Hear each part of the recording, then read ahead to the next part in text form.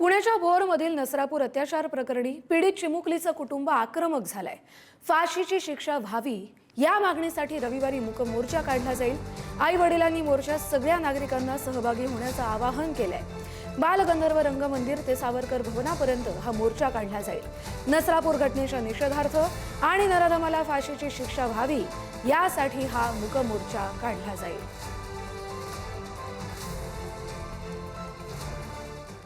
लहान मुलांवर अत्याचार करणाऱ्यांना रस्त्यावर मारलं पाहिजे असं विधान केलं अमृता फडणवीस यांनी। नसरापूर प्रकरणी अमृता फडणवीस यांनी हे वक्तव्य केलं। महिलांनी अन्यायाविरोधात लढायला पाहिजे असंही त्या म्हणाल्या। इच्छा असली तरी कायदा हातात घेऊ शकत नाही असंही पुढे त्या म्हणाल्या। तर सरकार आणि पोलिसांनी कठोर शिक्षा द्यायला पाहिजे असंही विधान अमृता फडणवीस यांनी केलं आहे। ॲज अ पर्सनल तुम्ही विचाराल जे हे असे लहान मुलांवर अत्याचार करतात त्यांना खरंच रस्त्यावर मारलं पाहिजे, मला खरंच मनापासून वाटतं। पण फायनली आम्ही जगतो डेमोक्रेसीमध्ये, कायदा हातात नाही घेऊ शकत इच्छा असली तरी।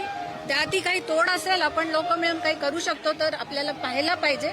पण आता वाटतं ही वेगळी गोष्ट, पण करणं किती फिजिबल आहे ही वेगळी गोष्ट आहे। पण या लोकांना सरकारने, पोलिसनी, ज्युडिशरीनी बिलकुल सोडायला नको आणि सगळ्यात कठीण जी शिक्षा असते ती त्यांना